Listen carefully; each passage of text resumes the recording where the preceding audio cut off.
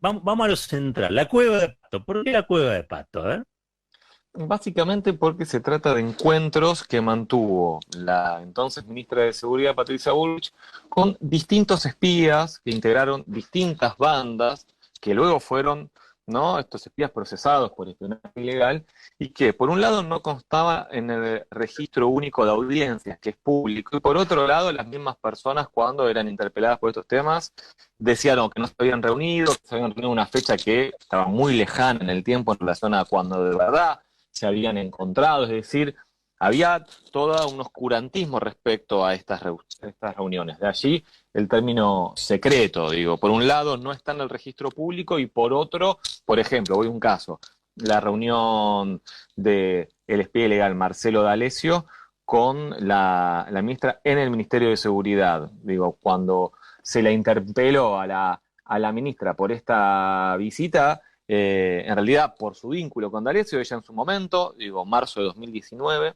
luego de que Alejo Ramos Padilla, el juez entonces Dolores, expusiera en el Congreso, fue interpelada en Santa Fe y dijo: yo me reuní una vez con D'Alessio en el Ministerio de Seguridad al inicio de mi gestión y lo cierto es que eh, era un loquito, era un mentiroso, la verdad que no le dimos entidad y no lo vi nunca más.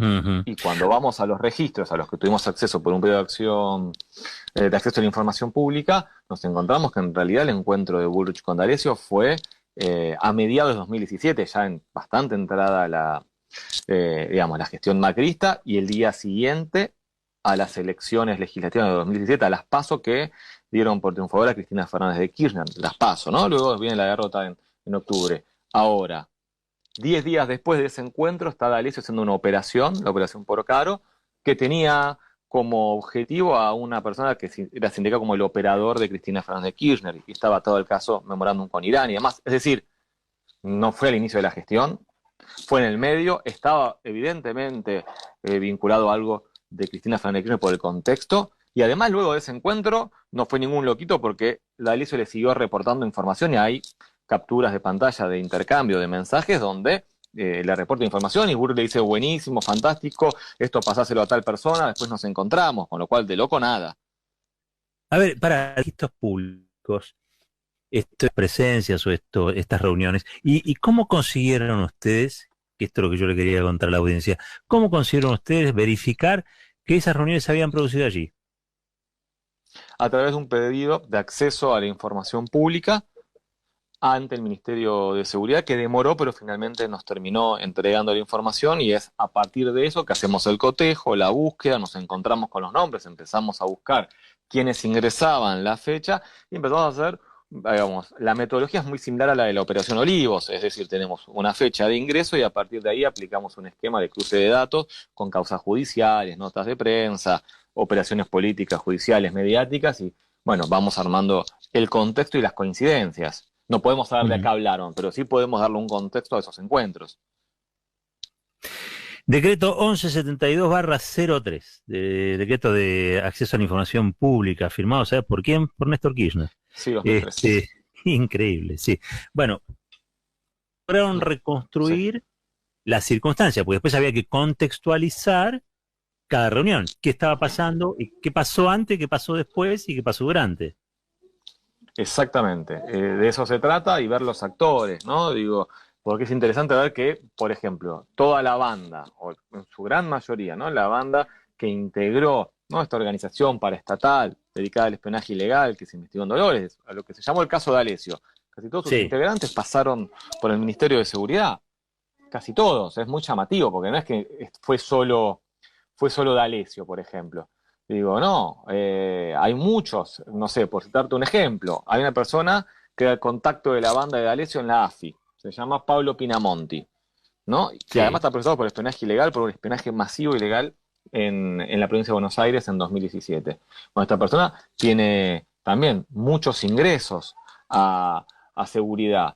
Digo, aparece otro fiscal provincial, también procesado por estar vinculado a la banda de D'Alessio, se llama Juan Ignacio Vidone, vinculado al triple crimen, al caso de Ibar Pérez Corradi, incluso al tema de las escuchas de Cristina. ¿Recordás? las escuchas, ¿no? de Cristina y Oscar Parrilli, bueno, salieron de una causa donde también tenía ahí nexos con todo este tema Pérez Corradi. Bueno, Guidone también estuvo con Patricia Bullrich, el propio Stornelli, Bonadío, Daniel Santoro, digo, todas personas que están involucradas en el caso de D'Alessio. Puedo seguir, Daniel Angelici, de hecho en el D'Alessio Gate se investigó la línea Angelici, integrantes de la banda de D'Alessio con nexos con el operador judicial del PRO, que tenía mucha influencia en la AFI, de hecho tenía un celular encriptado, Angelici, de la AFI, ¿no?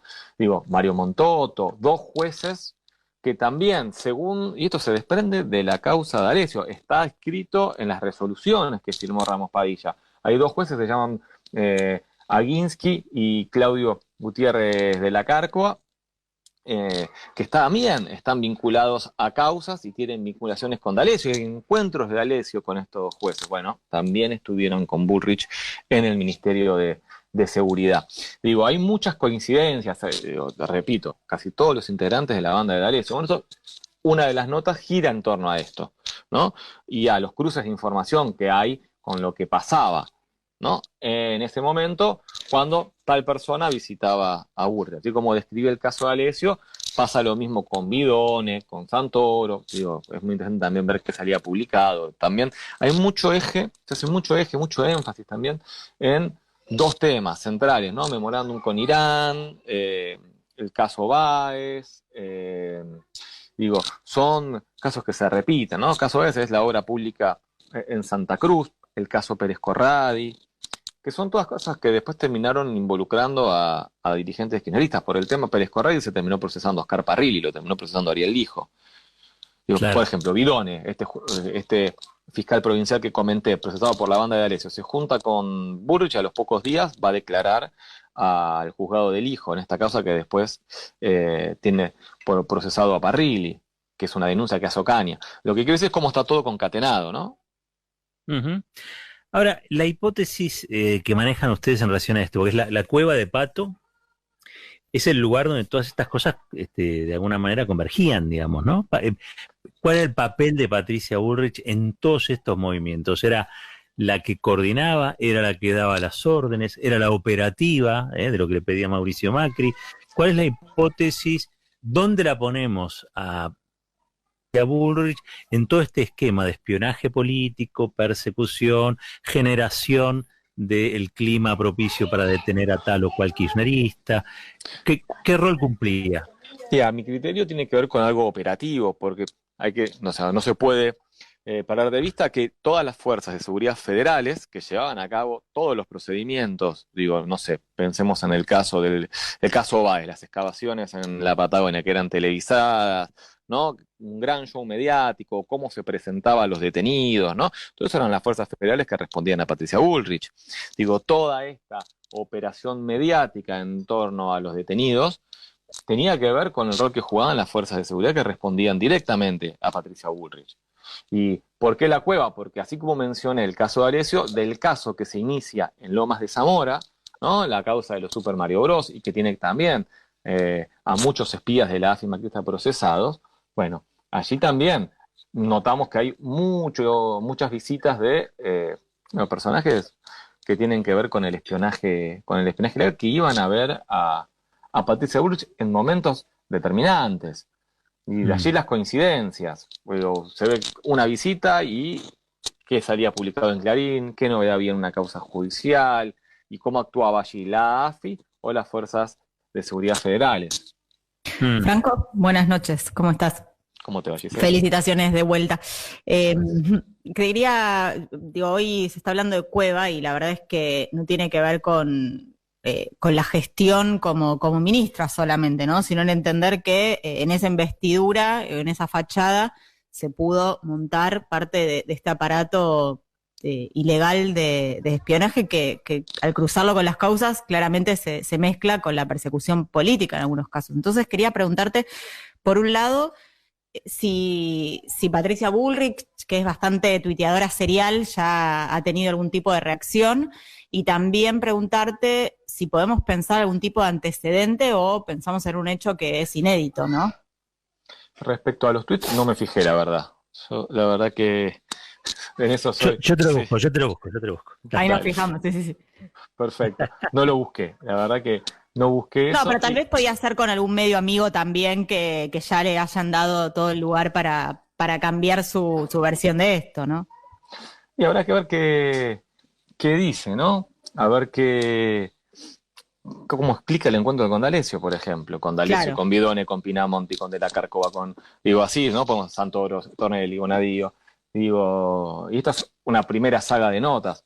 El propio Angelici, también es un dato interesante, tiene 3 encuentros, y el último tiene que ver con el momento en que allanan a D'Alessio. Mm.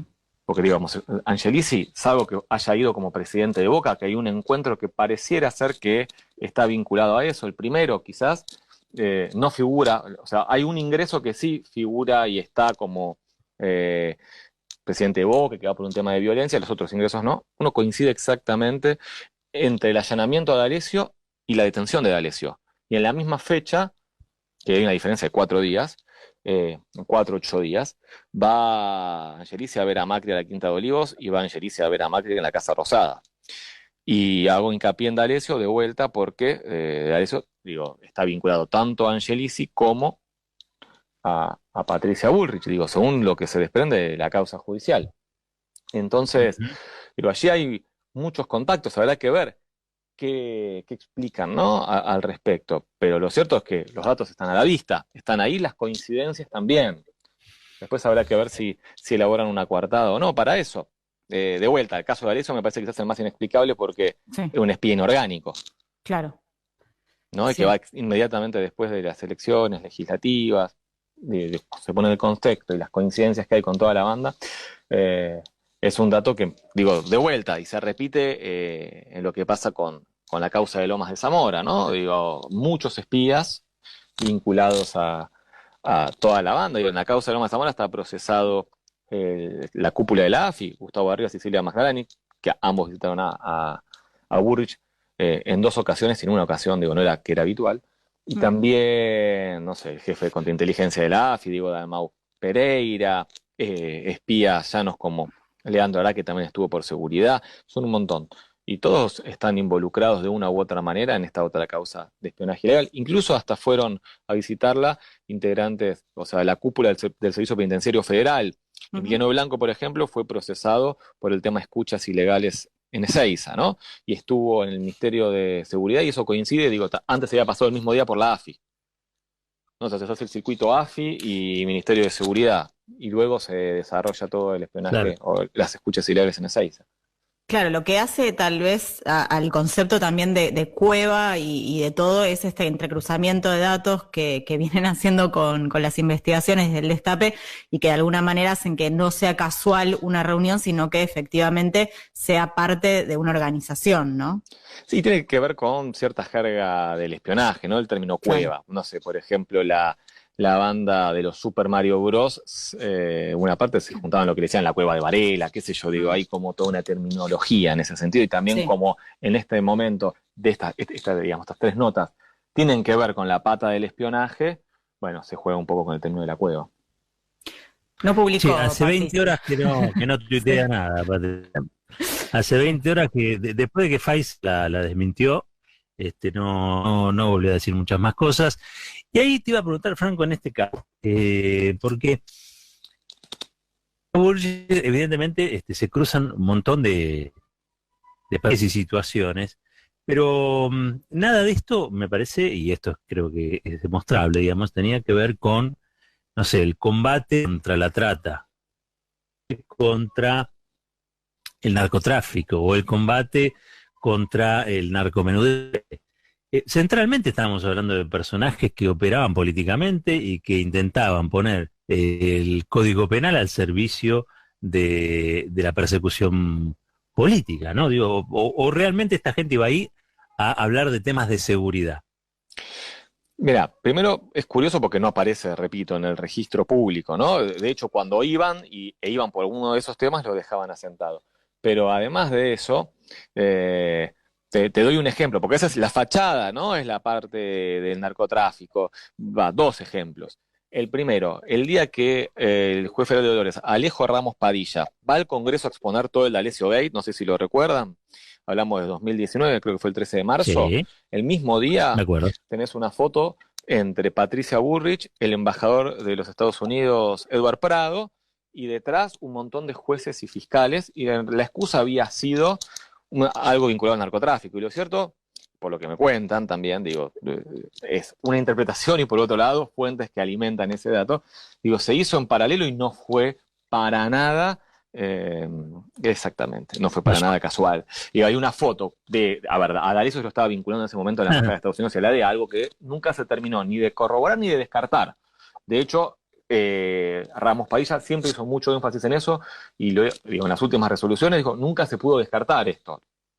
Del todo, y digo, que estén en la embajada de los Estados Unidos con esa foto, es sintomático. Y por otro lado es cuando ves quiénes son los que iban, digo, porque uno puede decir bárbaro, es una cuestión de narcotráfico, ahora siempre van los mismos que están, es curioso, ¿no? Digo, ¿por qué va Stornelli Bonadío y no va, no sé, Rafecas? No está Rafecas.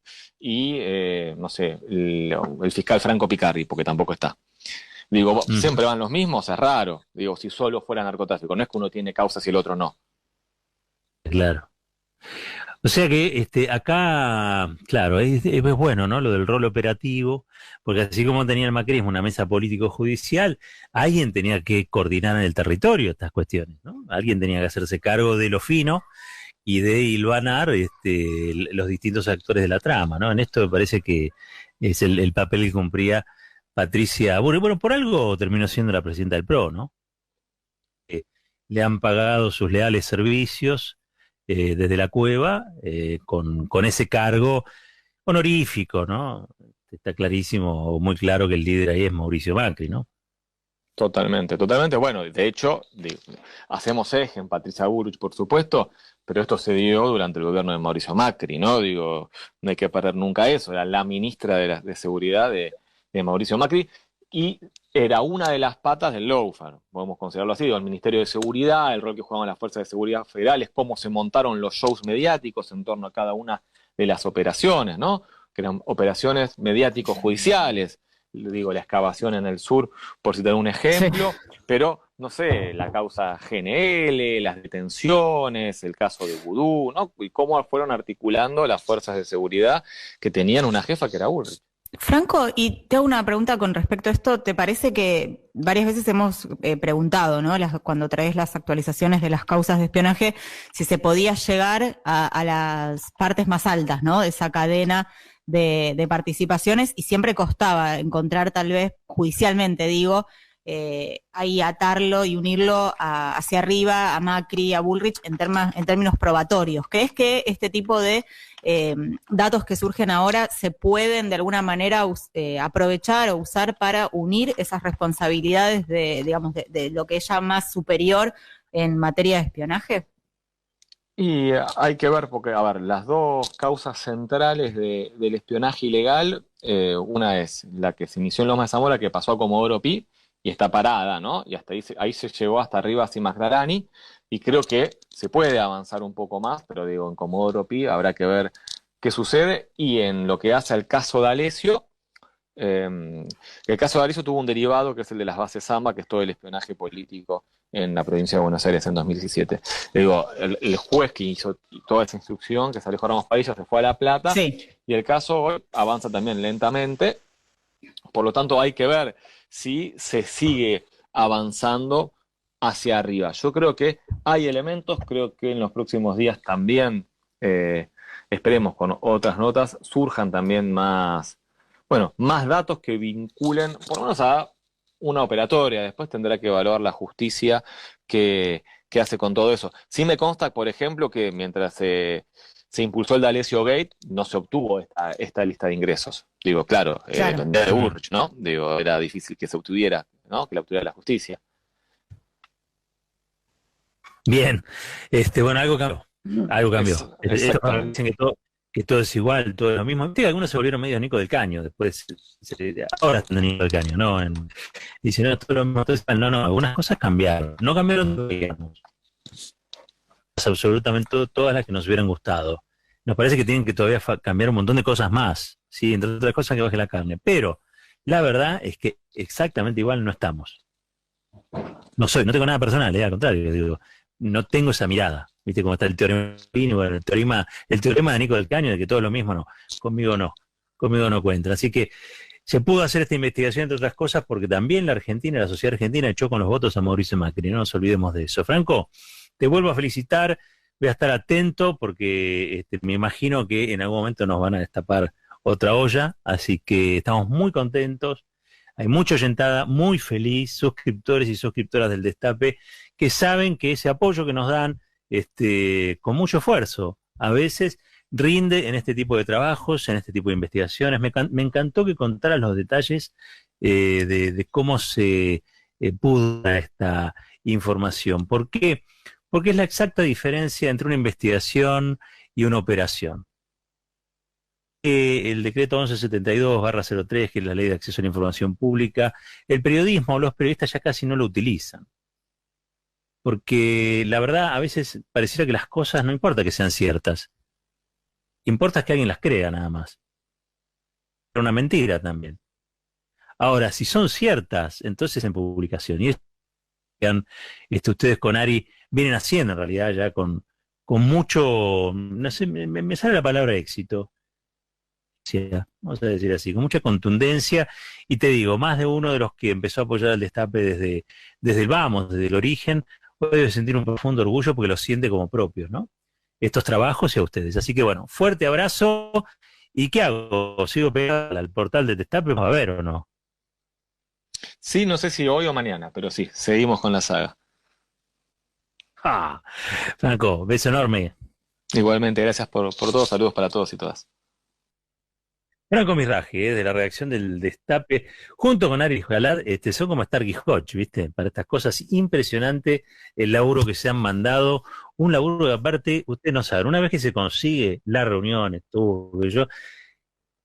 cómo se recrean esas reuniones, qué pasaba a la vez, cuál era el contexto. De todo eso, estas tres primeras notas, creo que estoy autorizado a decirlo, estas tres primeras notas, Destape sobre una saga que tiene más notas hoy, mañana, no se lo pierdan, www.eldestapeweb.com, y de paso se suscriben. Entran ahí, los recibe desde un banner Roberto Navarro, hacen clic y se suscriben al Destape, pueden así también formar parte de la feria del Destape, y comprar, vender, ofrecer servicios o contratarlos en toda una comunidad que no solamente cree en el otro, sino que fundamentalmente sostiene, como la del Destape, que viene a revertir la situación que hoy vivimos en la República Argentina. Así que bueno, orgullo de la casa, Franco Mirraji estuvo con nosotros, no se pierdan esta saga de La Cueva de Pato. Música.